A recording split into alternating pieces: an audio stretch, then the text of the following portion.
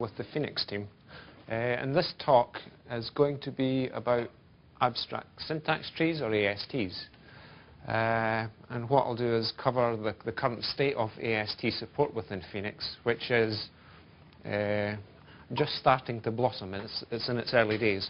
And then go on afterwards to talk about possible futures of what we might do. So here's what I'm going to try to cover in the next hour, hour and a half. So the first session really there on the agenda is the big picture. And that's just to make sure that everyone sees how AST part of Phoenix fits in with the rest of Phoenix. Phoenix framework, it's a fairly big framework already. I don't know how best you measure the size of a framework, but in terms of the number of classes, for example, Phoenix has, when we last counted it, had about 1,000 classes. And on average, if you count the number of methods and/or properties for each class, it comes out averaging about 17, 18. So in total, there's about 18,000 methods in the Phoenix package. Total number of lines of source code at the moment is about 500,000. So, you know, by any comparison, Phoenix is quite a large system. So that first bullet is meant to show just where the AST package fits into all of that. I'll then go on to talk about the work that we've done so far for AST support in Phoenix.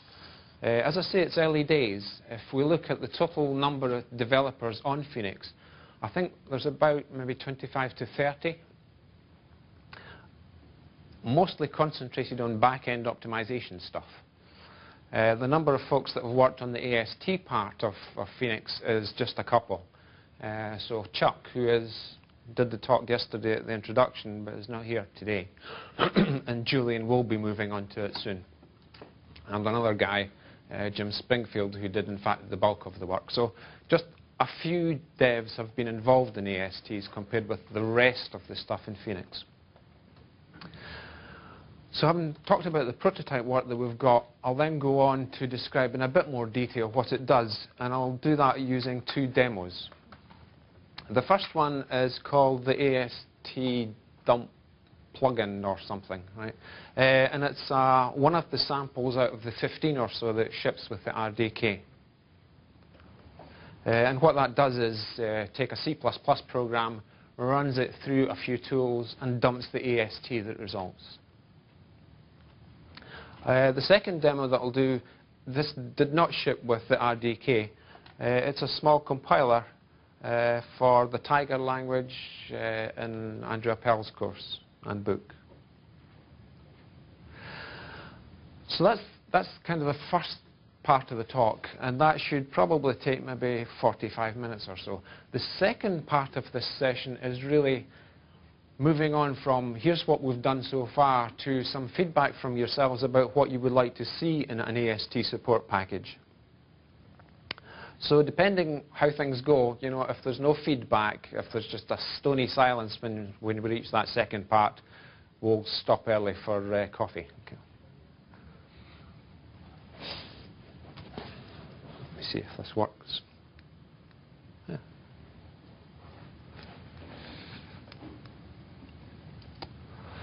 Okay, so here is the big picture then of where ASTs fit with the rest of Phoenix. I should say that, you know, compared with the other talks that we had yesterday, they went fairly deep, you know. We were wading knee-deep through the details of IR and var operands and, you know, alias proxies and map tables and so on. So you may think that, well, that was day one, so day two is going to even be, you know, deeper still. This talk, in fact, is fairly shallow, right? It's going to be easy to understand. Instead of wading knee-deep through technical detail of Phoenix, for this one, you won't even get your ankles wet, okay? So it's going to be an easy talk. As I go through, if there's anything that I say that I use, you know, abbreviations for or anything that I've not explained, just ask me as I go and I'll explain it. So here's the picture of where wrong one. So that rectangle there is Phoenix. That holds the in-memory representation of the program that you're working on or compiling, together with all the code that comprises Phoenix. On the left-hand side there, we've got a little source file. And we'll run that through some sort of compiler and create ASTs inside Phoenix. From these ASTs, we can run various analyses over the AST and generate reports down there. Likewise, it might be handy to both be able to persist the ASTs down into a file and afterwards be able to re-import them as ASTs. The little things on these diagrams down below, the orange things are always just a representation for files. And it dates back to the days when, you know, magnetic disks were actually kind of browny orange color. I don't know what color they are now because you can't see the platters anymore. They may be blue, who knows? But so wherever you see these orangey brown things, that means a disk file. As well as just doing analyses that run over and report results from the AST, we're also interested in supporting changing the AST. So, you know, morphing the AST that you start out with. So, for example, to refactor it or, you know, pretty print it or whatever. And having done that and got a changed AST from the original that you started with, being able to, well, I've called it decompile, to go back out to source. So if you were building a tool that, you know, sucked in C# and transformed it into COBOL or something, then that might be a way to go. I've called that decompile. It's not really, you know, that's just a translation. And then as I go through this talk, in some cases I'll be talking about AST, genuine abstract syntax trees. In other cases I'll be talking about full parse trees that keep all of the information about the original comments and white space, etc. So that's the very front end of the AST world and Phoenix. From there, what we want to be able to do is, starting with an AST, just run it through the pipeline that goes all the way down through HIR, MIR, lowering, optimization, etc., etc., and eventually end up on the far right there with low-level IR. And at that point, emit files that store the results of all that optimization. And there's two possible formats. There's a native binary file, right, plus its corresponding debug file. So that native binary, it's on Windows, it's called a .exe or a .dll for a library file. And that's got native code, whether that be for x86, Titanium, whatever. An alternative persistence form is a .NET assembly. So that's a file that runs under the aegis of the .NET framework, the virtual machine, the common language runtime. And that holds not native machine instructions, but a thing called MSIL, intermediate language. Kind of looks like a stack-based assembly language. Confusingly, that one there, the native binary, that's called a .exe or a .dll, right? Confusingly, we stuck with the same file name extension for assemblies. They're also called .exe or .dll.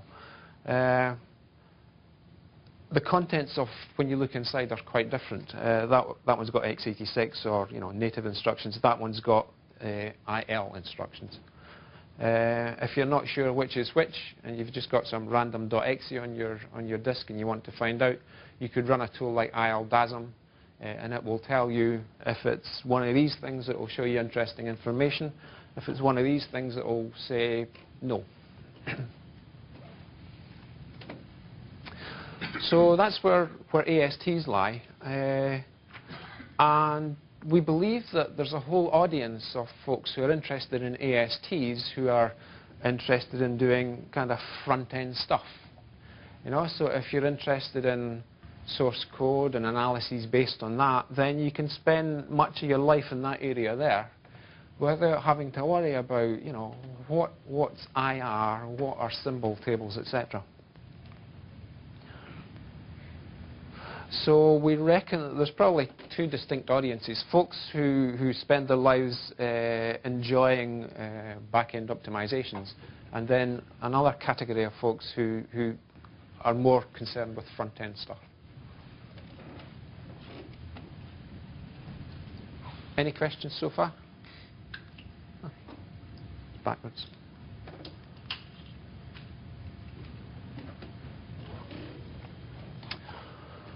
So possible uses for the AST package.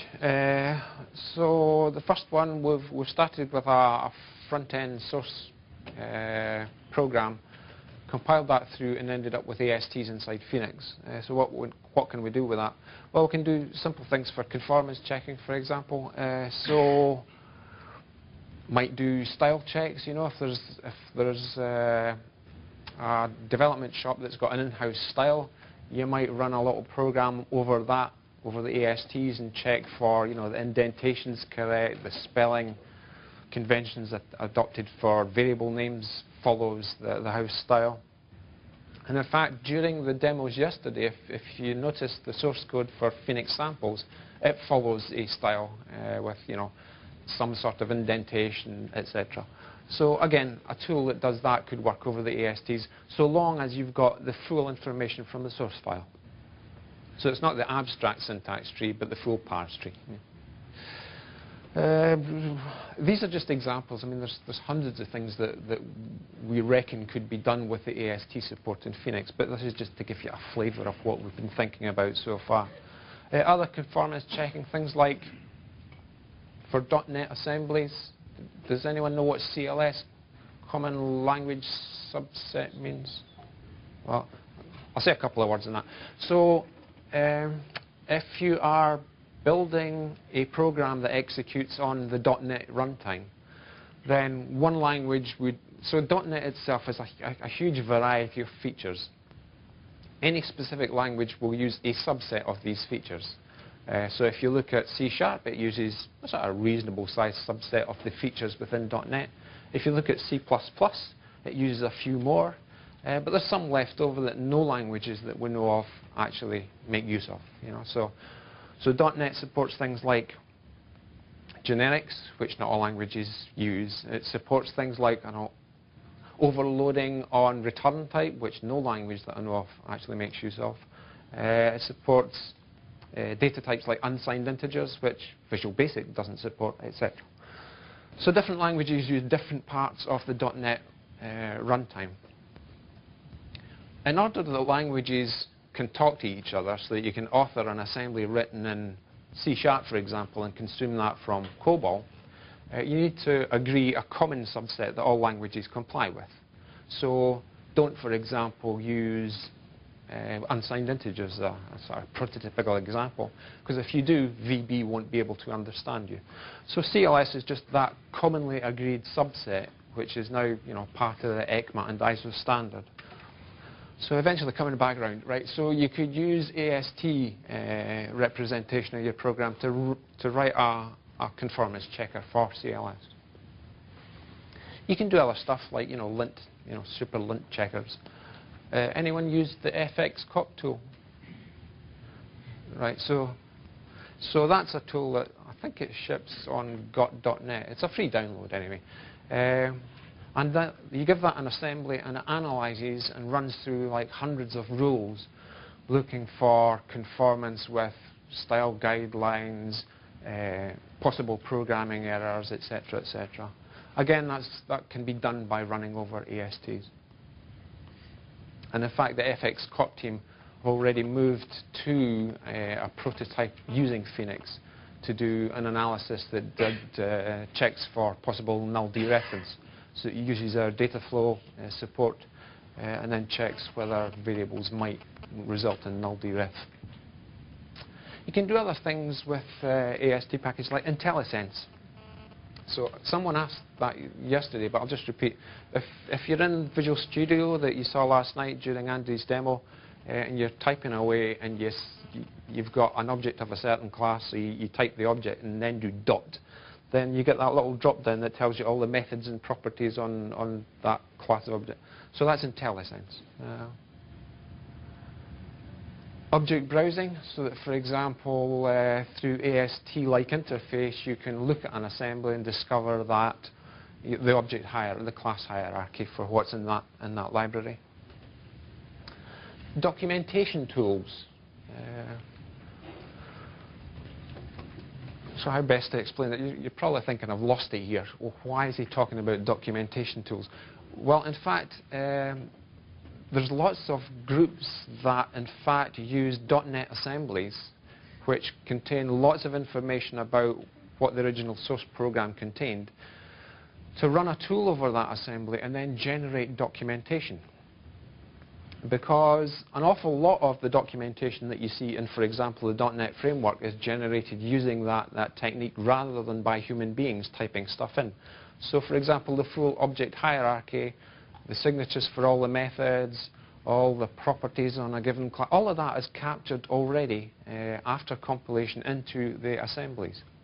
So it's pointless to have human beings type all that stuff in again. So using AST or an AST-like syntax, you can build documentation tools. And in fact, Phoenix itself, again, if you saw the sources yesterday as we were browsing through some of the demos, there's inline embedded comments. These, in fact, are extracted using a tool that we have called DocJet. It's an external tool, but we use DocJet to suck the comments out and create the reference documentation that you see in the help chum file. So that's some of the analyses that you can do on the ASTs. Kind of some of the more interesting things that we would like to support at the AST level is formatting, so that not only do you report errors in style, but you actually change the file to make it conform and then emit it back out again. Refactoring. So for example, things like, I want to rename this method to something else, go and do that correctly throughout all of the sources that I'm currently looking at. I mentioned in passing, so if you've looked at Visual Studio, as Andy was demoing last night, C# as one of the languages has refactoring support already in there. It's like a first version, so it's not awfully sophisticated, but it's got refactoring support. Other languages like C++ does not, right? And you say, well, how can this possibly be? Refactoring is essentially refactoring, and once you've got an AST, or a parse tree, you can operate on that and emit it back out. So why has C# got it and the other languages don't? And the answer to that is, well, parochially, because they're not using Phoenix yet. But it's because each language within Microsoft invents its own form of ASTs and does its own thing, and support for refactoring, for example, needs to be crafted and done separately for each language. We are working towards a point whereby all of the front-end compilers within Microsoft use Phoenix support for their future ASTs. So that way they'll do it once, they'll be able to interchange between each other, and IntelliSense and refactoring and other support like that will show up at the same time for all the languages. It just avoids huge amounts of duplicated work. And another thing that you could do there is migration. So for example, if you did want to move from, I'll do it the other way around, from a COBOL source base to C#, for example, then having tools that do that migration automatically based on full parse trees is certainly possible, and there are packages out there to do these migrations already, possibly including refactoring or redesigning on the fly as you go. So that's what we have in mind when we're talking about future support by AST for Phoenix. So, Danny? You mentioned several times a lot of things with IntelliSense and refactoring. Does this mean that you're looking at replacing CodeDOM with these ASTs? Okay, so the question was, are we looking to replace CodeDOM with these ASTs? So do folks know what CodeDOM is? Only a few. So CodeDOM is a package within part of the .NET framework that allows you to emit what looks like an AST and then decompile it back again into the language of your choice. So will our ASTs replace CodeDOM? Possibly. CodeDOM it's there today, it has been for like four years now, and it will remain there. But we see more of the support being focused towards Phoenix. CodeDOM itself, as you probably know, has some constraints, which we'd like to remove in the Phoenix version of that package. I heard that CodeDOM 2.0 was supposed to be supporting it much better than CodeDOM 1.1. It could be, yeah. I've not used CodeDOM myself much in anger, so it's probably being improved as we go. The other, just on the tape targeting and so on. The other thing, though, is that we want to integrate this with single table support and a type system and things like that. So I think comments about whether or not this would replace CodeDOM, it's unlikely to replace it, but it's a much richer environment. So for programming tools, it's almost certainly going to be appropriate. But we may not want to drag in the type system and the symbol table and the rest of Phoenix, for example, into the CLR. So that would be my perspective on this: is that we want to have an integrated, rich environment. And CodeDOM has its own goals, and it's a little distinct from what we're trying to do here. Right, but we need to make a decision as to which one. We can't do both. So well, we stick with CodeDOM or we switch to AST. I guess my question would be that we should take this offline and discuss this. I would be reluctant to speak for the CLR team at this point. So. Yeah. Possibly we could follow up later with a side conversation or maybe an email, but we're going to involve the CLR team, Anthony, that did CodeDOM, to investigate its futures compared with Phoenix. What about a bridge temporarily? So some way to convert from CodeDOM to AST. Because the nice thing about CodeDOM is that all .NET languages support it, so it's language neutral. And then you could go back and forth, and you could go from C# to J# or whatever. So the question there was, what about a bridge between CodeDOM and Phoenix AST land? So I'd ask you to hold that thought. When we get to the second half, if that's a requirement or something you would like, let's add it to the list.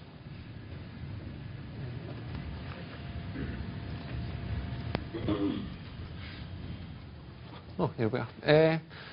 So already within the .NET framework and elsewhere, there are AST-like packages. CodeDOM we've just mentioned. There's also Reflection and Reflection Emit, which is an alternative parallel universe that lets you import and create assemblies.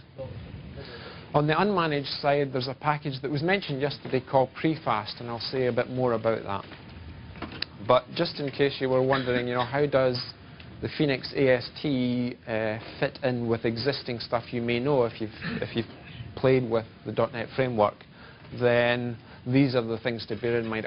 I won't be talking about these in detail as we go onwards, but just keep them in the back of your mind as things to compare and contrast as we go through the Phoenix support.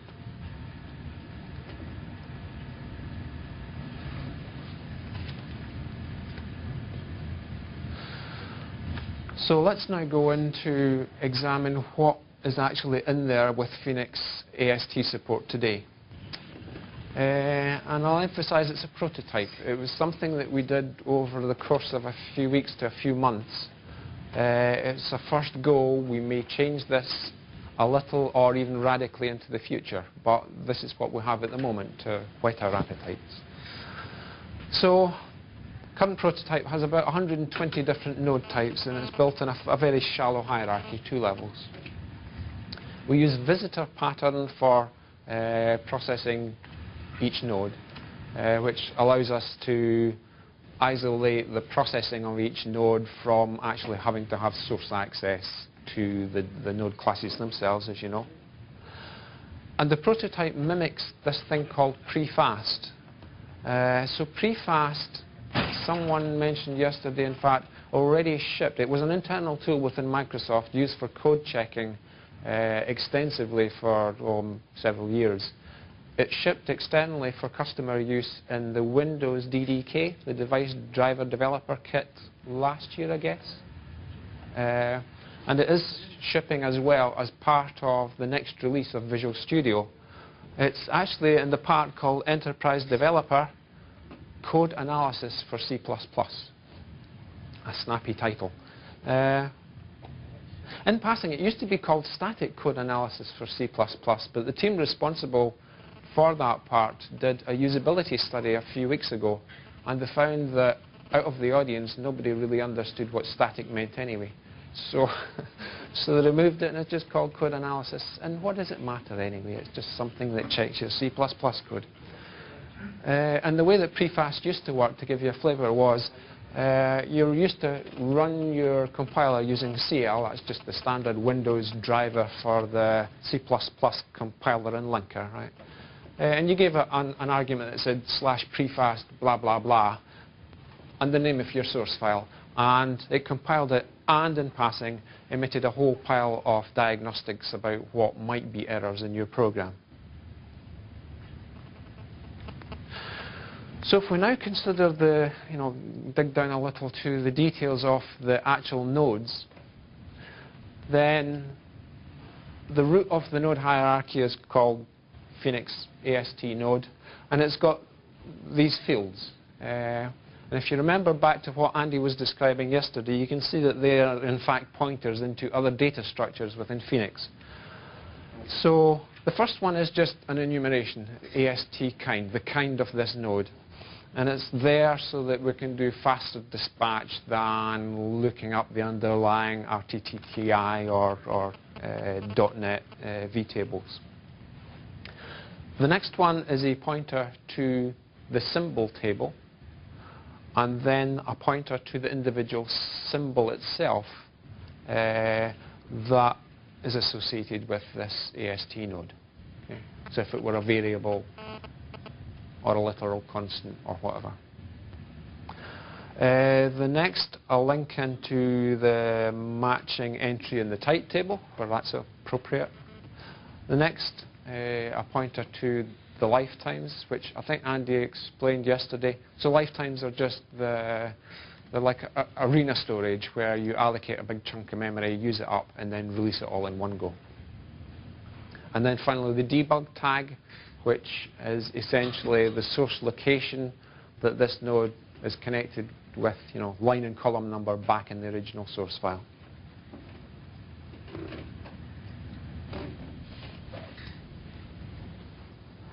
So these were the fields in each node, and then we also have the nodes linked together, obviously. So conventionally, you'd expect to have a node, its children down below, and usually in most AST packages there's a direct pointer from the node to each child, so there would be 3 pointers here.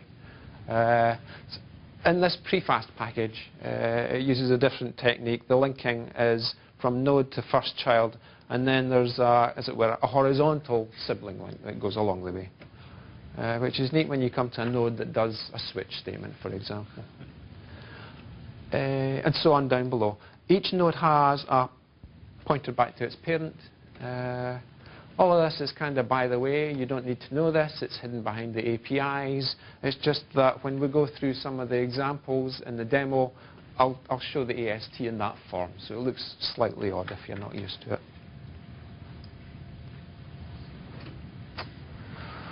So now we've reached the first demo.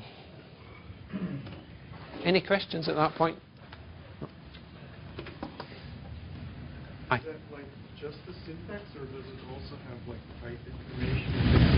It's got type information, yeah, so it's got pointers into the other data structures for the Phoenix support, type tables, symbol tables, and so on.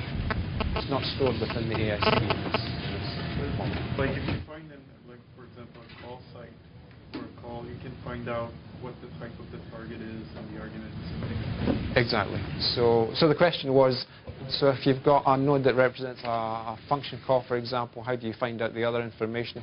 And it's through the fields on that first diagram for the node, where you follow down to the auxiliary tables for symbols and types, etc. They're not stored in the AST.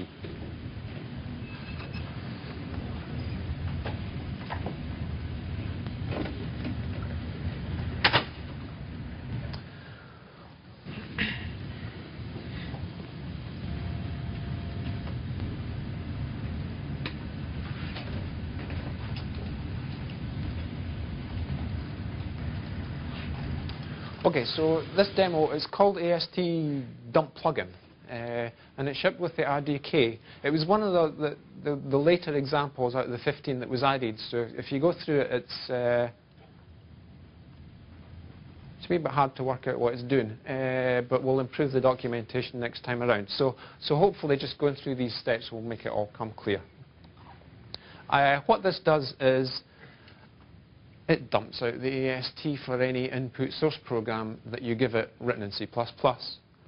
To do that, it uses actually the standard off-the-shelf now C++ compiler, our compiler, plus some undocumented switches.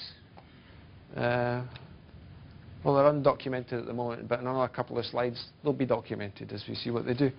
And then it uses another tool called ast.exe that again ships with the RDK to do the second half of the job. By standard, do you mean Whitby or? Whitby, yes. So the next release of Visual Studio, and in fact, it's included in the RDK itself.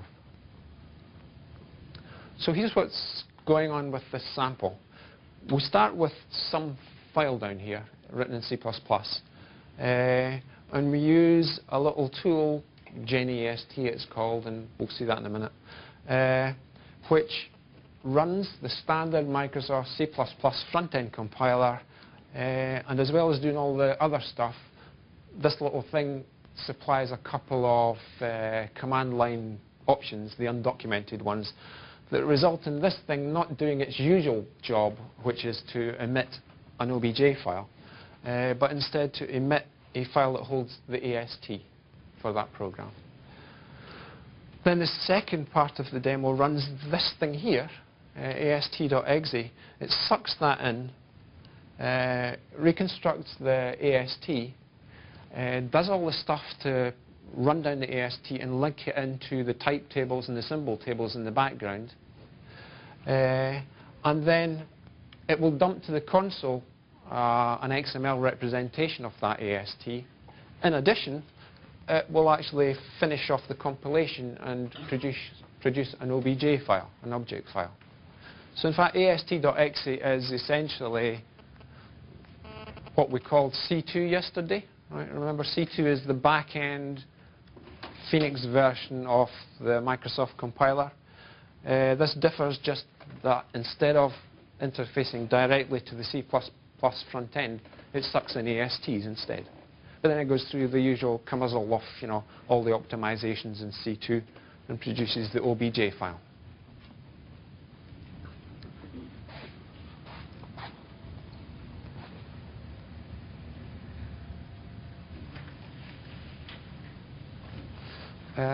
So still in this picture, just in passing, if you are interested in C++ language, right, and doing things with that in terms of ASTs, and formally to do that you had to build your own C++ front-end parser and so on.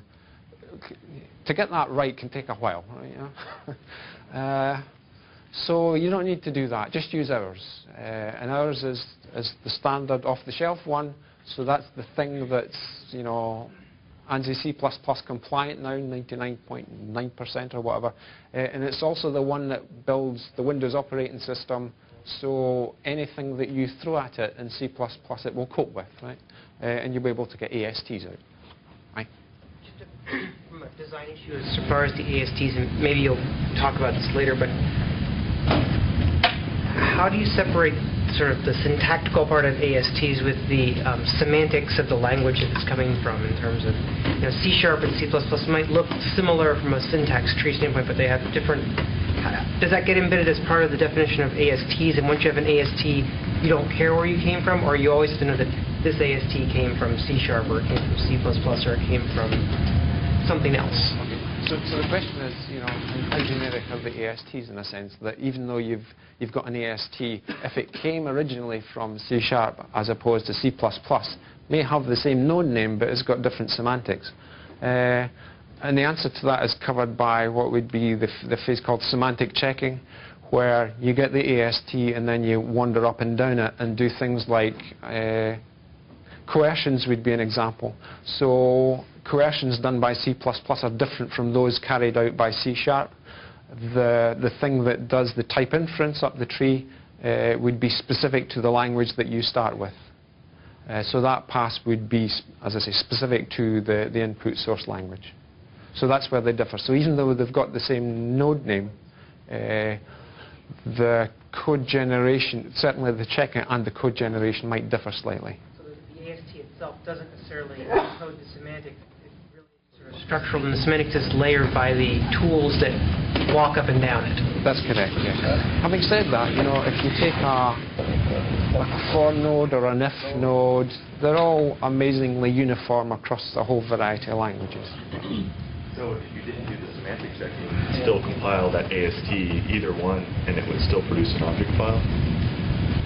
It would produce an object file in this little demo, yes, according to C++ semantics, which are the ones that are in the demo at the moment. Well, if there were an AST for C#, then how would the tool know to produce, you know, an object file versus a .NET module or something like that? Oh, in fact, this one has support for that, just in terms of the command line options that you feed the AST.exe tool to the back-end compiler. Actually, that also leads me to another question.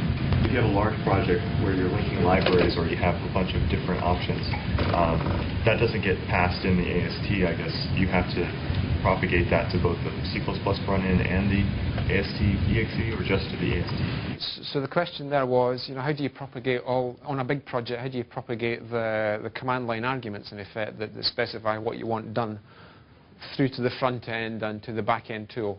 And I guess the answer is, however you choose to do that in the tools that you build. This is just an example one, and it's modeled on C++.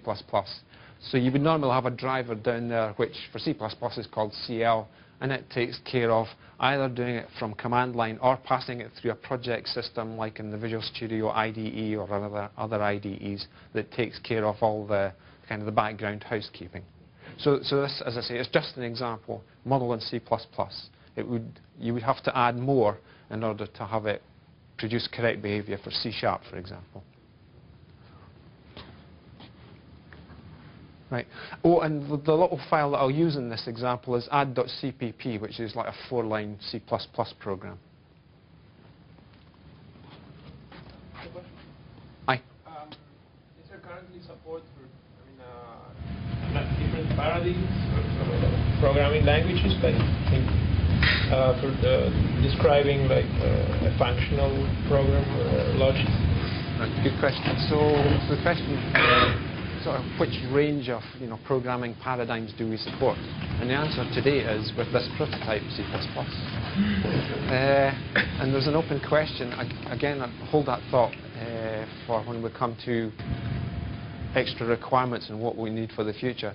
Other languages, like Scheme and Haskell and so on, functional, or even languages like APL that have got array operators. There's nothing corresponding to that in C++. So if you look at the node kinds, we've got about 120, and you would think that C++ is such a large Baroque language. I work for the C++ team, so I'll choose my words carefully. It's kind of a fairly large language, and you would think that it would have a node for everything you could conceive of, and it has an awful lot of nodes, So the full range of bizarre things you can do in exception handling, like, try, catch, fault, finally, filter.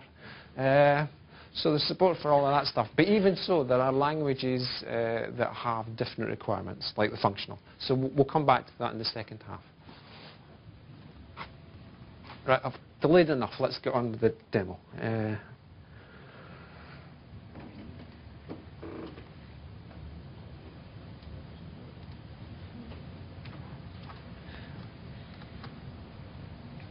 So here's what the demo does, and this is just a repeat of what are in the instructions for that particular sample. So you got to add that thing up the top to your path, because it picks up some DLLs and tools that exist down that path. Next, you go to the source that holds the dump plugin sample. So it's, well, on my laptop, I've called the root for Phoenix RDK Feb 05, so whatever you've got in your machine. So you go down to source samples and AST dump plugin, and to build it, /build sample, and it's a managed one only. If you forget that, it'll tell you, but that builds the sample. Then, remembering back to the previous slide, we run this little genAST thing. We'll give it add.cpp, our tiny little C++ program, and tell it to produce the AST into that file, add.ast. And there, I don't know if you can see that, but if you look inside genast.command, which is in the RDK, these are the weirdo command line undocumented options that actually cause the C++ front end to emit an AST. And finally, we run the second part of the tool, the ast.exe. Give it that AST, tell it to dump the XML. Okay?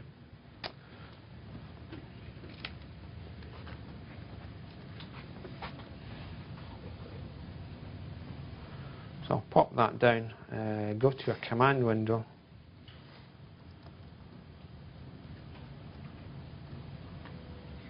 Good. So because there's so much typing involved to do that, you know, line by line, I've just put it into a little script file. So let me run that.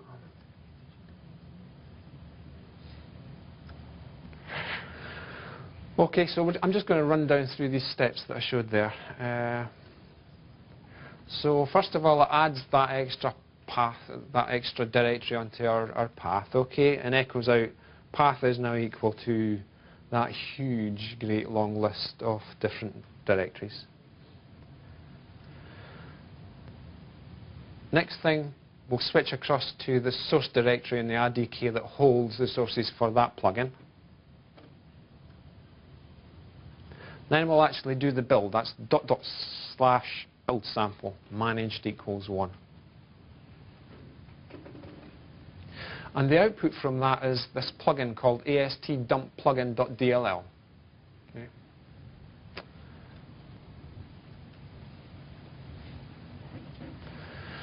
Now we'll switch across to the directory that holds the AST tool. So we've done the first part of that thing. We're on to the second part now. I'll find add.cpp from some other directory. I'll just copy it into the local directory. Just check that it's there.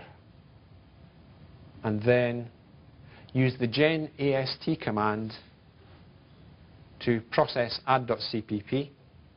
And that will produce the AST file, yeah? I'll just do a directory. Sure enough, it's there. It worked. And now we'll run AST, which is, in effect, the back-end C2 compiler. It's just that this one sucks in an AST as opposed to the usual input and produces an XML dump of the AST. So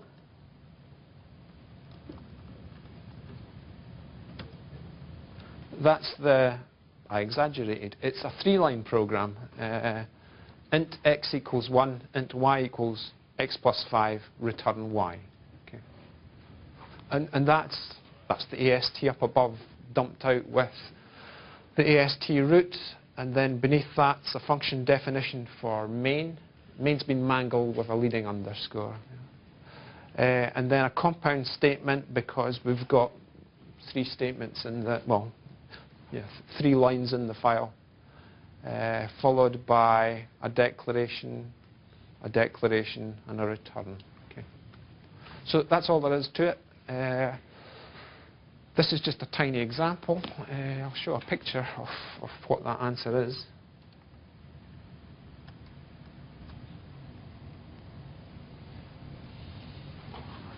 Yeah, so there's the 3-line source, and then the AST that's dumped out. As you can see, I've beneath each node kind, I've put in the fields there. So for example, the first declaration, x equals 1, the name is x, and its type is I32. Further down here, the addition sign in the x plus 5. Plus itself has been figured out to be an I32 add, and so on. So the plus node only has one child, and you just chain the children along like that? Is that? Yeah, just a second. Got my machine. You would normally picture a tree where a plus has two children. Aye. Aye. So this it's just because this particular package for ASTs does linkage with link from parent to first child and then a horizontal sibling link. But it's effectively the same as the plus being, it has two children, the symbol X and the constant 5. It's just displayed funny, but it amounts to the same logical picture. Horizontal and vertical arrows have meaning here. The two declarations and the return are all in one block of... Yeah, exactly. Normally, you would picture that as a compound statement would have 3 children, right? Right. And it's just laid out slightly differently in this particular AST package. Does the AST for, if you had written that in Tiger, would that AST look similar to that? Yeah, we'll come to that in a second. So that's all there is to it. That's a tiny little sample. But the good news is, as big a C++ program as you want to throw at this demo, it will work and dump a gigantic AST for you. Question. Sorry, I missed there. Sorry. Is there a missing child for the declaration of X?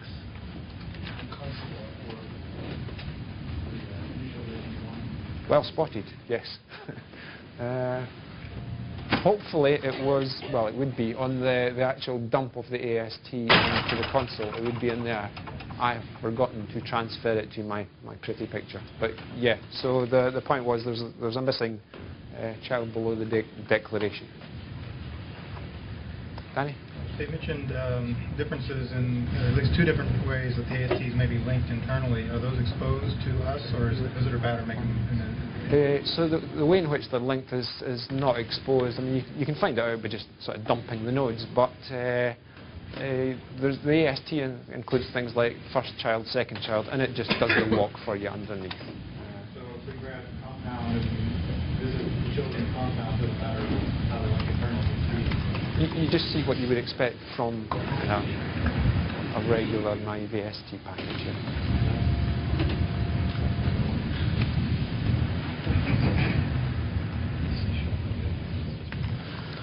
So that was the first demo. The second demo is it's a little compiler written from scratch, which supports the Tiger language. So I don't know, some of you guys probably teach this in courses.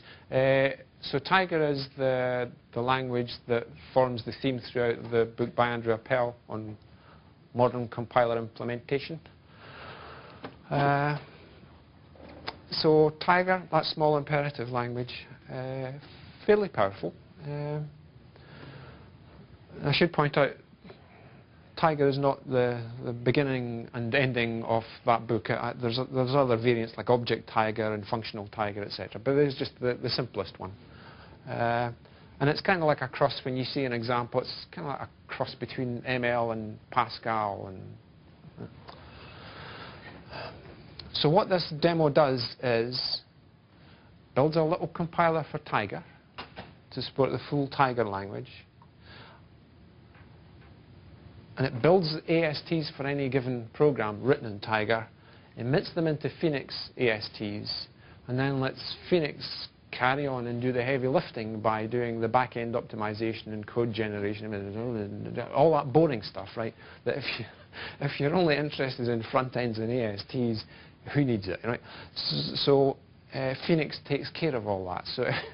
So if you found yesterday's description of IR and symbol table, and you'd just rather avoid all of that, right? But you still want to write a compiler, here's a simple way to do it. In terms of total number of, how big is the compiler for Tiger? The answer is there's about 1,500 lines of C++ code, which is not much, plus for the Lex and Yak tables about another 1,000 lines. So you can do the whole thing for quite a powerful language, make use of what comes with Phoenix to generate a compiler for the language of your choice, which has got or will have full optimizations PDB support, etc., using this technique.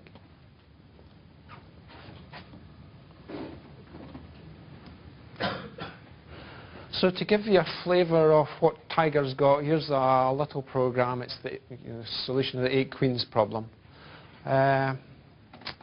So Tiger's got like variable declarations. You've got type declarations. Type int array equals array of int. More variable declarations. It supports arrays, obviously.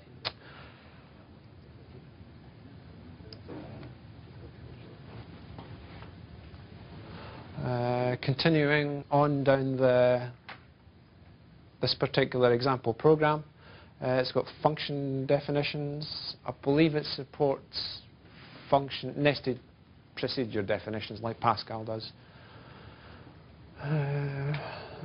Somebody's going to ask, yeah, do we cope with that in this particular demo, and how do we do static links instead? We don't. That's part that's missing at the moment. So it's got the usual stuff, it's got for loops, if-else blocks, and it's also got a few runtime routines, in this case print on a string, and that will be sucked in from an external little library for the Tiger language. Notice that Tiger's got expressions everywhere as opposed to statements, so even if is an expression in Tiger. So that thing there, if call I equals j, then blah else something else. So everything's got an answer. So everything's an expression. Try, which is the main function. And finally,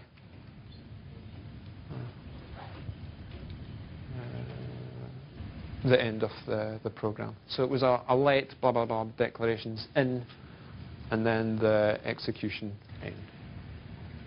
So like ML kind of syntax layer.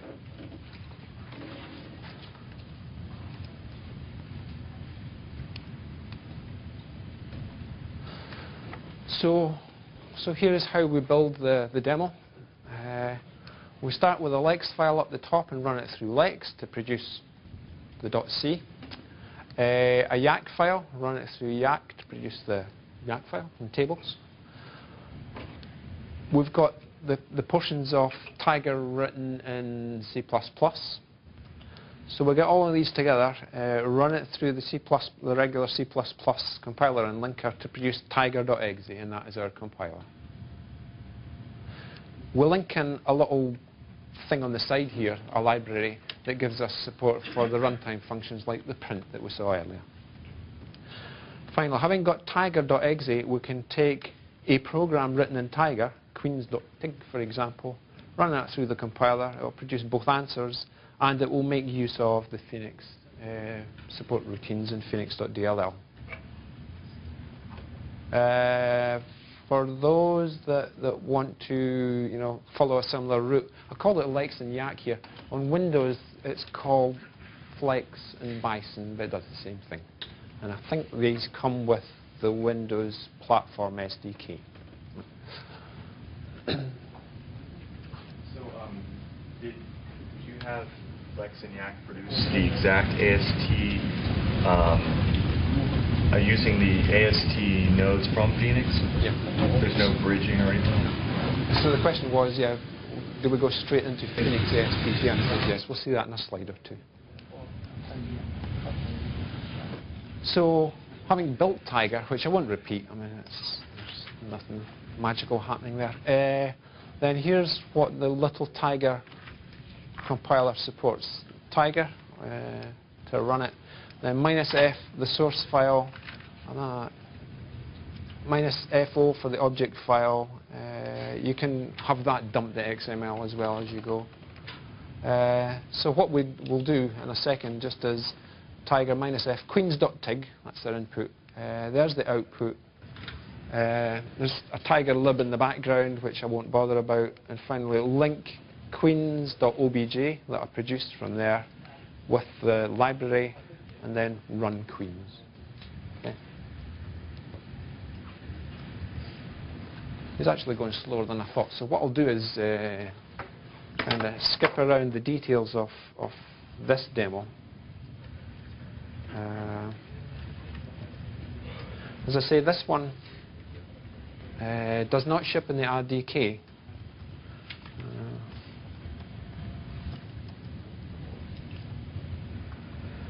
So it's somewhere on here, right there.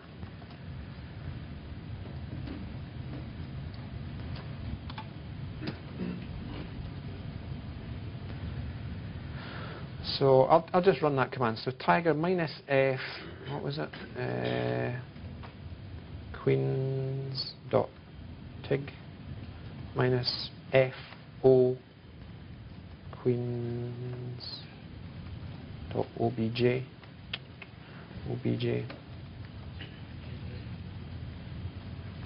So that compiles it. So if I dir on Q, I see queens.obj, and then the link was something like link, what is it?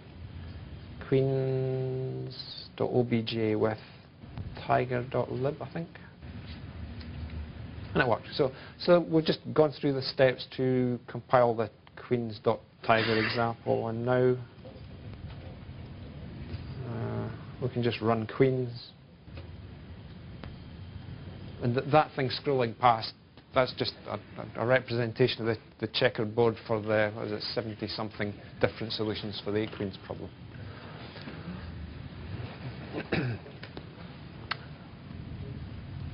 That was the demo. It did not ship with the RDK. It might ship with the next RDK, I'm not sure. There's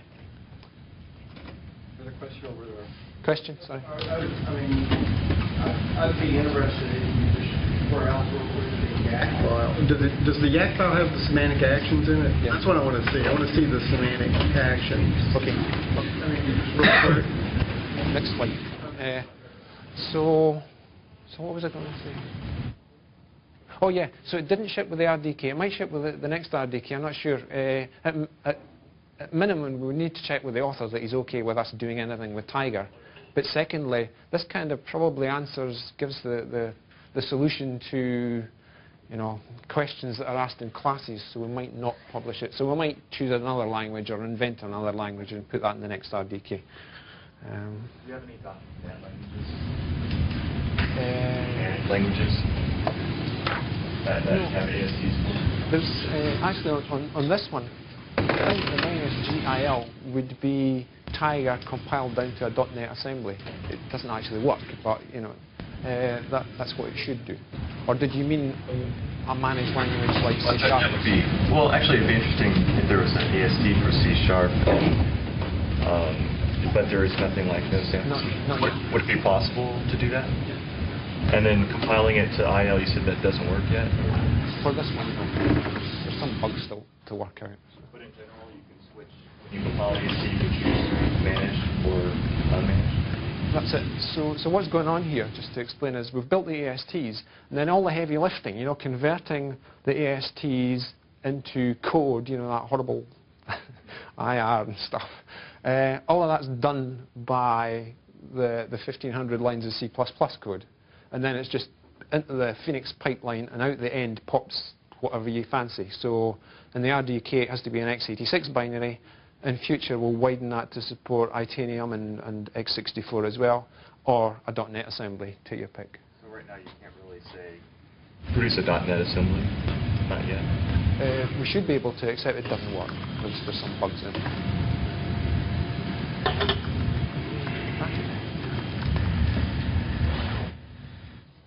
So back to Jack's question. Here's a chunk of the YAC file, tiger.y. And I've just plucked out a few examples for expressions.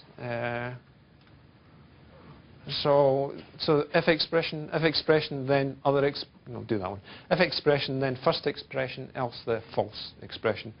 And that's all there is to it. $, output equals a new if node with arguments numbers 2, 4, and 6. The 3 expressions.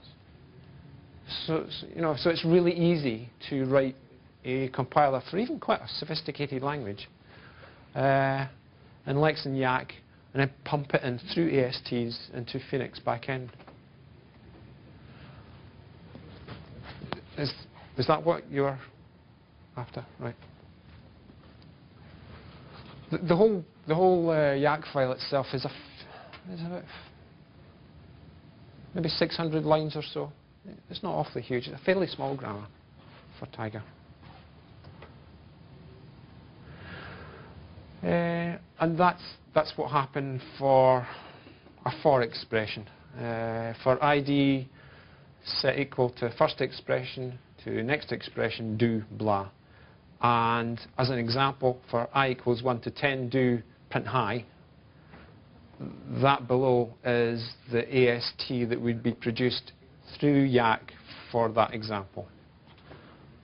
Assuming that I've not missed out a couple of children nodes when I transferred from the AST dump to the diagram. So that completes a description of where we are with AST support in Phoenix. And as I say, it's early days, we've not done a huge amount of work on that. What I'd now like to flip over onto is what we see as possible requirements for future enhancements to ASTs. And at this point, please, as we go through, if there's stuff that you see that you would like added, let us know. I'm not promising that it will be there by the next RDK, or even the RDK after that, but having the list makes sure that we don't design ourselves into a corner that means that we cannot satisfy the list into the future. Danny? Were you saying extensible ASTs, that work to be done so that someone can add node type? Yes, yeah. So there was a question on extensible ASTs. Well, let me just work our way down the bullets. And so first, we want to support AST emission by front-end compilers, obviously, like we just did in that Tiger demo. Optionally, we'd like, as a flag passed in, that we support full parse trees. This is required for source-to-source transformation, so everything, you know.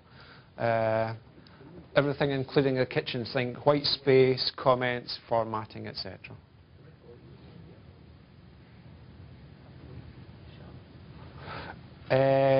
Next, support for IDE components. So you saw Visual Studio yesterday, the IntelliSense, the object browsing, and so on. We're currently talking with the various front ends through a group that Chuck's on to find out what their requirements are. So that's still evolving. If you have immediate requirements that you would like reflected into there, just stick up your hand, let us know, and we'll add it onto the list. So Danny's question, extensible ASTs. So we've talked about, we've got the C++ AST model at the moment, which, you know, 120 nodes, must be good. Could ask folks that do other languages, would you have requirements for different node types? I've called it Delphi as an example, but things like Haskell, Scheme. In particular because if we were to expand some of our language artifacts into very generic ASTs, we might lose that notion. So if we could have an AST that represents our node, that represents a special language artifact, then that can be carried through better. So is that, can you give me an example? Haskell sets, set logic. So I don't know if everyone can hear Danny. So set support in Pascal, for example, that's one of the things that C++ does not have. So ability, sorry? So one of the things to add. So how would you envisage the extensibility be done? I mean, obviously you can do it by subclassing on the node type.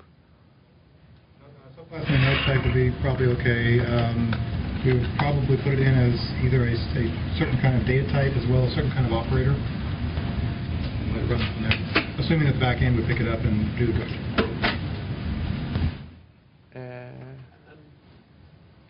I was going to say, just before, could I ask someone to make notes about requests as we go? Sarah, can you? I'll make sure and shout out the answer. Yeah. So going back to Danny, he's asking for extensibility of AST to cover things like Pascal sets, notes for that, for both, you know, definition and operations upon them, you know, ors and ands and so on. We need to implement ourselves. We have the notion for virtual constructors and virtual class methods that could be called polymorphically. rather massive infrastructure in .NET to actually implement that above CLI. And so we would want to be able to do that. So again, support for things like virtual construction, for example. It's not supported by CLR today, but people support of Just give the tools to freely add AST nodes. I mean, we for instance, in our project have our DSL. We have our personal language, which is very specific, and it would be great if we could use all the rest of the backend tools. So we can expect you to to add these nodes. They're quite custom. So again, ability to extend for domain-specific languages. And is subclassing enough for what you need there? Yeah, maybe there is. So we'll just make sure you not steal the nodes, and therefore you can subclass your apps. Maybe you can reach extensive enough set in order to cover all possibilities. I'm not sure which to spec. Allowing to extend it, or maybe covering the whole spectrum. I don't know. Right.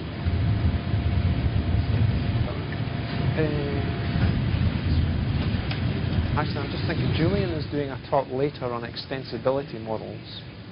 No, he's not. Yes, he is. So when we come to that, there's other extensibility points within Phoenix. So we might discuss them. Alternatives to just simple inheritance. So we've been kind of thinking that visitor pattern is the way to... We talked about extending the AST node kinds, but extending the algorithms that work upon them, and we've been thinking that visitor pattern is it. It certainly satisfies the needs of being able to, extend processing outside in classes that are not part of the source tree. What about more sophisticated query languages? Kind of queries. So specify, give me every node that represents a function, or give me every node that represents a function of this class, things like that. So the request there was querying down the AST, for example, every function of a given class, rather than have to walk the entire tree and do the query manufacture yourself. Kind of maybe like an XSL type query. I have a mic. So John has a microphone so that we can actually record the questions coming in. It's getting recorded so you can hear it. Right. You have to turn it on. Okay.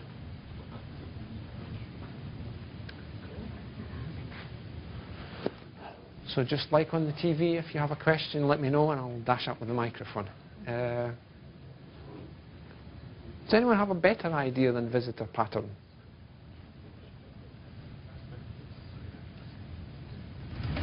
Double dispatch. Well, in effect, visitor does that, yeah. And there's other techniques like multi-methods, but that depends on the language that you're using, and none of ours support them. Okay.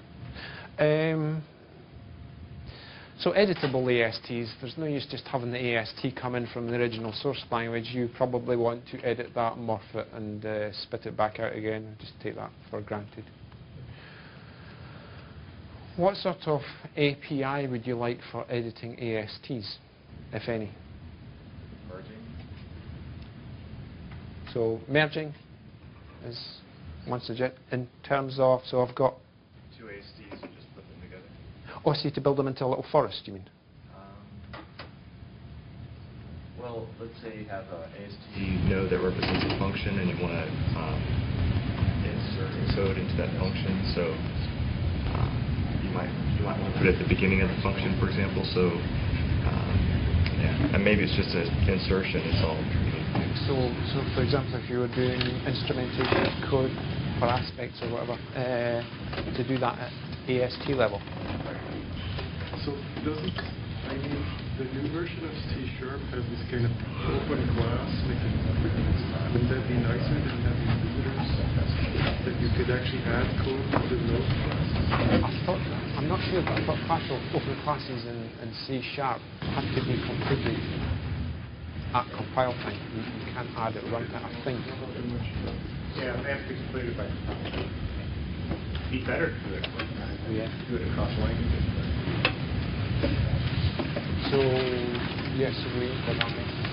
It's just that if you look at visitor pattern, it's just such a terrible pile of boilerplate code. It's really ugly. Nobody likes visitor pattern. But it's just a solution for getting some kind of open classes, right? Yeah, and it's reasonably efficient. Danny? So we're talking about visitor and boilerplate code. Is that going to be accessible using enumerators and managed languages? Say that again into the microphone.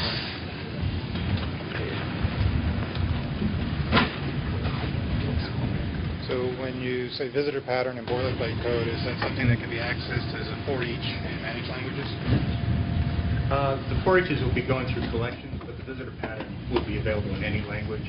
And you can envision it as like the visitors are separate from the walker. So there's an algorithm to do the walking, and then the visitor pattern will be just simply visit that node, and there'll be communication between the two. But any language will have access to it. You don't need any special language construct to call it. For eaches will be available in C#, but that's a different thing. That's when you want to walk a list or walk a collection. It won't be like you say. For ASTs, usually when you want to walk the whole structure of the program, you don't really know what you want to do, but you want to visit this kind of thing eventually, and you don't know where they all appear. Visitor pattern is great for that. But if you just want to walk the types in a type table, you can just for each right through those. You don't need to do AST walk. In fact, it's inefficient to do ASTs, especially if you're doing an editing AST, because there's a lot of writes and updates to the cache that are unnecessary. If you have two ASTs, they both have their own symbol tables. Will you have to perform that merging of the symbol tables yourself? So Chuck, did you get that? Yeah, question? so that's going to be the same thing as whole program if we're doing cross-module optimization. The ASTs are separate. They're not necessarily tied to the symbol tables directly. They don't have to be.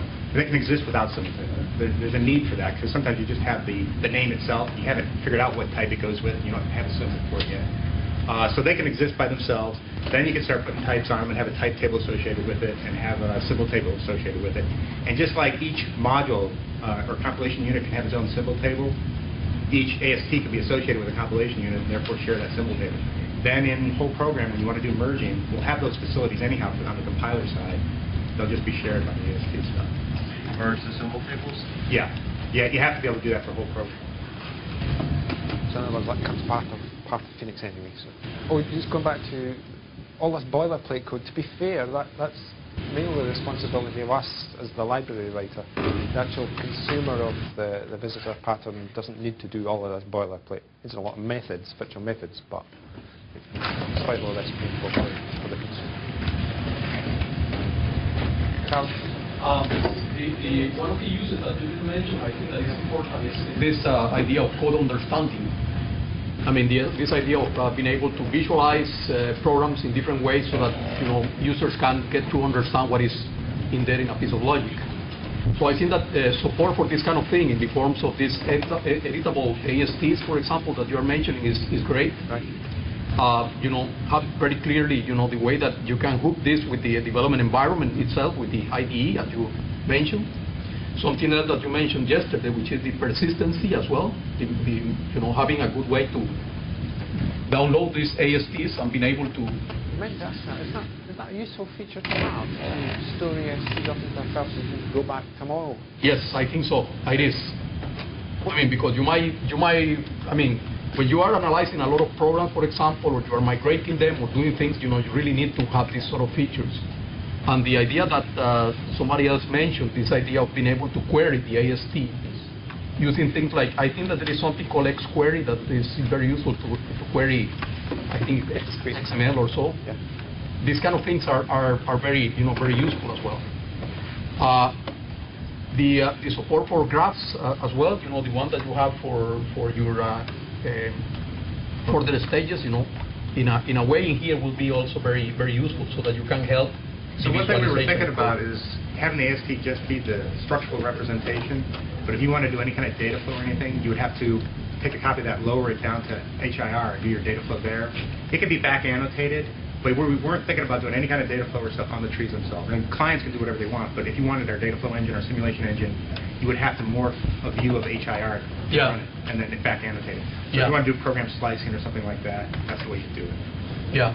Well, it's a different sort of application. You see, this is, I mean, when you are dealing mostly in the sort of the symbolic view of programs, you might need the support without having to, to recur to the generation of code down. We're looking for a way to avoid having to duplicate all those algorithms that get into the structure. Absolutely. The hard part is going to be what happens when you only have partially complete ASTs. So, Yeah. we've talked about all this type state and all this stuff that happens downstream, and the IR is all consistency check. What happens when you get a half-broken AST, but you still want to run this stuff? And that's going to be a scenario. That's going to be a tough one to go after, but Okay. we figure we're going to have to put some unknown tags, and you'll just have to absorb those in our analysis. Do the best you can. When you're in an analysis mode, you're not in optimization mode, you're free to make errors like that. Yeah. We're going to have to play with this a little bit, and the idea that this AST could be used by the front end, the IDE, and this persistence thing, and everybody wants to unify those. There's a lot of desire to have that, but it's kind of like a holy grail. Can we get the VB guys and the C# guys and the C++ guys and some database guy to all agree on this? Well, we're free to implement anything we want. We can always port in from these different formats, and that's what we'll do as we roll this thing out. But ideally, we'd like to not have to do all these translations between his ASTs and our ASTs. And, so we're working on a model that we'll present it. This is definitely going to change a lot over time before we get to where we're going to have. Because we have a lot of people who are shipping the current product that need to give input to this. They need to buy off on it. And then outside, we'd like to get a lot of good ideas. If you've worked with an AST package and you really like their way they've done extensions or something like that, that's the kind of feedback we'd like. Okay. Something that you had good taste in your mouth, that's a good way to do something. Give us feedback on that, and we'll try to approach it similar. One nice thing about the code DOM is that you can go from AST to source. I think that's really useful. Well, you can't go to function bodies, right? That's the problem with all these code DOMs. Their interfaces. Yeah, the way they all want a model where you can do round tripping of the bodies of code, right? They synthesize something for you, you edit a piece of it, and you can round trip that through the designers. That's their ideal. They don't really have that capability today. So that's another thing that they want out of AST. XDE or something that it's from web services. It takes a schema definition and produces a proxy class. But they use XML, they create an AST, and then they produce source code using code generation. So I think that's pretty cool. So let me check a follow-up. So from a full parse tree, you'd like to be able to emit it backwards as source? Yeah, either a full parse tree or just AST. Without all the extra. Just for debugging, that would be really useful. Even if it's not, perfect round trip, it would be really nice for debugging. I'm just thinking that would be language specific re-emission, but not awfully difficult to do. They have be small. They have a code generator for each language that can take an AST and generate code for it, and you can plug it into those. Coming back to your question about whether persisting ASTs would be useful or not, I kind of assume that the first bullet, AST emission by front-end compilers kind of implied that. And kind of my understanding of the demo was the Tiger was just emitting the AST and not emitting any sort of IL into Phoenix, right? So there would be something like, almost like an AST reader, and then you kind of go through the AST page that takes you down to HIR. In Tiger, it was done the conventional Yaki way, so it's all in memory. It emits the ASTs direct into Phoenix memory. Okay. There's no intermediate, disk file. But if that's a useful thing, if only to avoid the cost of recompiling again and again, we'll hear you.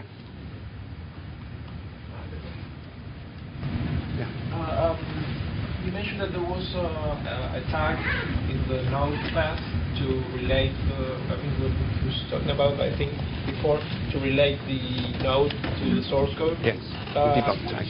Which kind of, of source code are you thinking about? Is it always file-based or just an abstract? Because, for instance, in Smalltalk, code is an object as well. So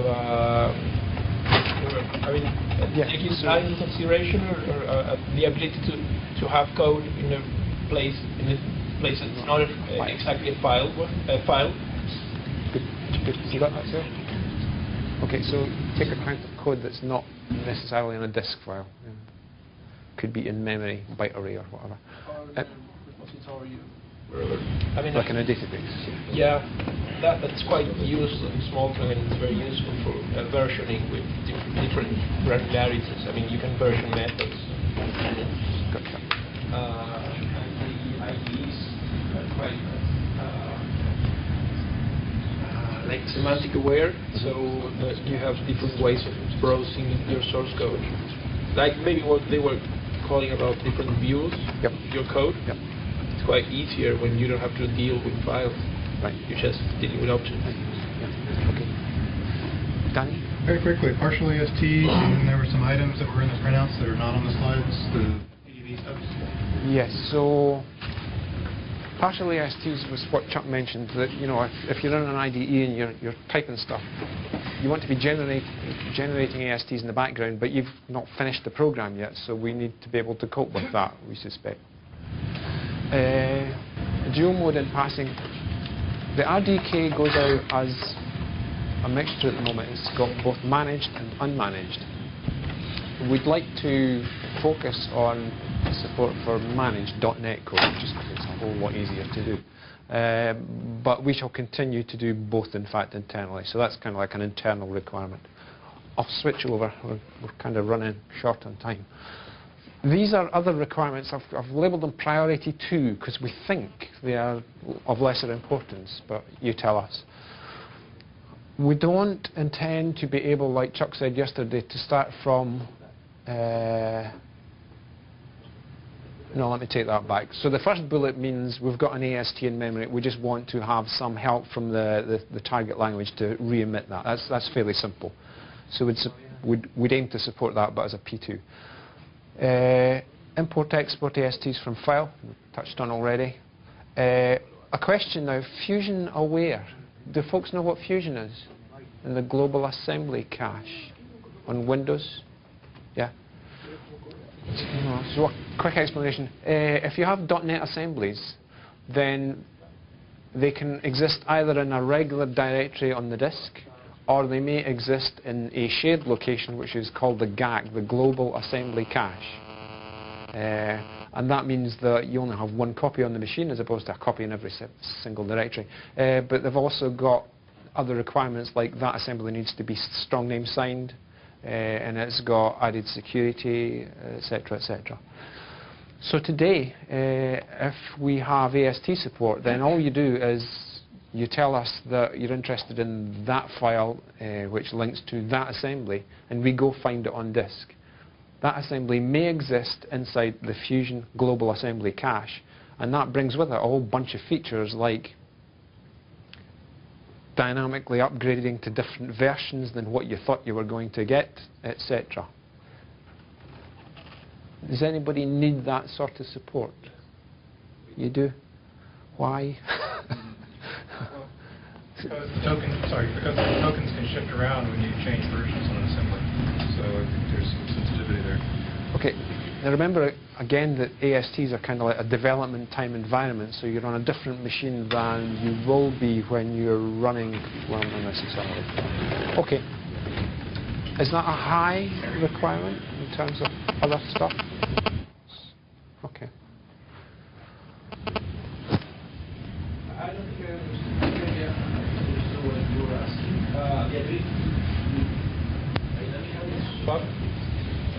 So it's the ability, using Fusion, to say that I'm looking at an AST and it makes a reference to an external function that exists inside system.data.dll, for example. Now, in the simple world, before Fusion, right, it would look up system.data.dll in a standard single-place directory in the Windows file, find it, and give you the answer. Right? With Fusion, it says, I'll go and look for system.data.dll in the global assembly cache, and it'll look up other configuration files, and it'll find that because this machine has got an upgrade policy, instead of giving you the original version of system.data.dll, it'll give you the newer version, or an older version, or some other version. Fusion does that for you automatically.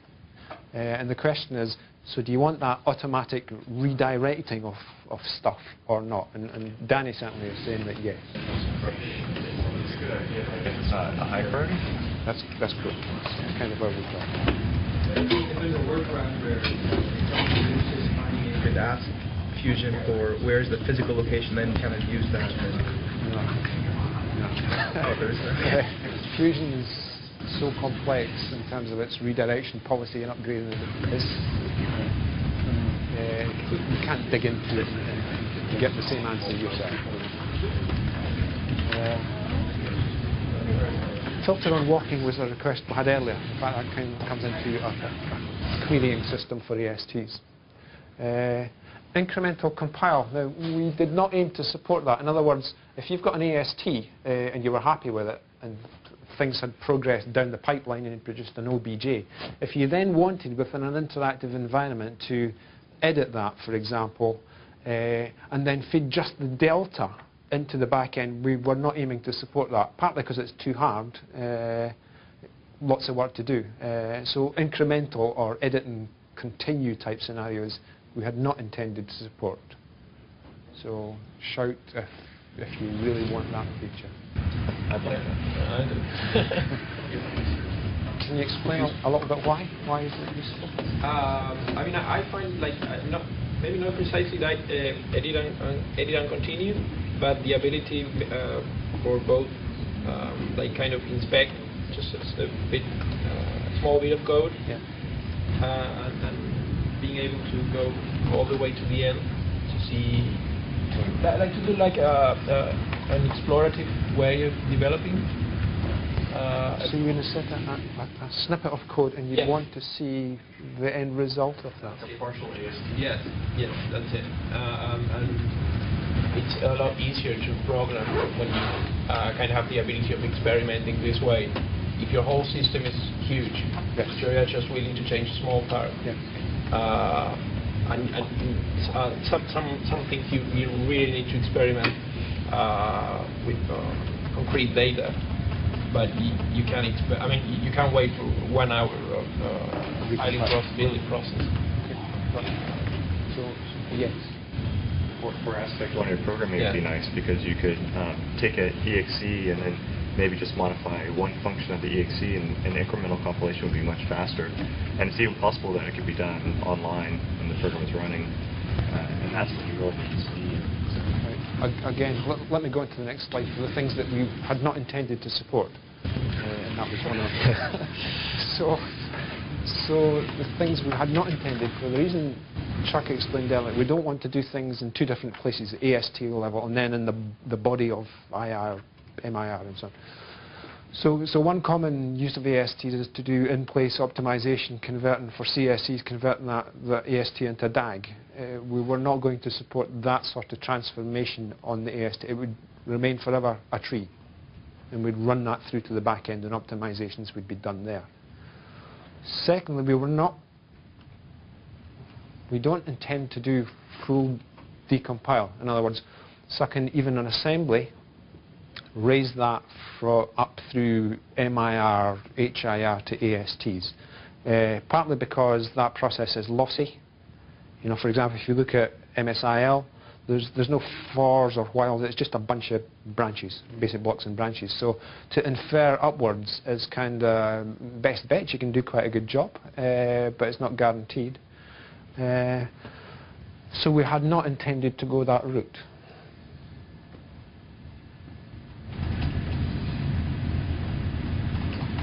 Okay. So I think that what that means is that if you're doing some kind of instrumentation, then you have to keep the AST around if you ever wanted to go back to source. Yes. So you couldn't just produce an AST that's been instrumented and then compile it down to assembly, and then later on want to go back up. You have to keep the AST around. Right. So from that point of view, supporting persistence of the AST is quite a good idea. Just being able to build that same identical AST for the back mapping, right? Yes. You can run it through the compiler again, and as long as you haven't touched the sources, you'll get the same AST. You have the back mapping that you had for optimized debugging. It would come together.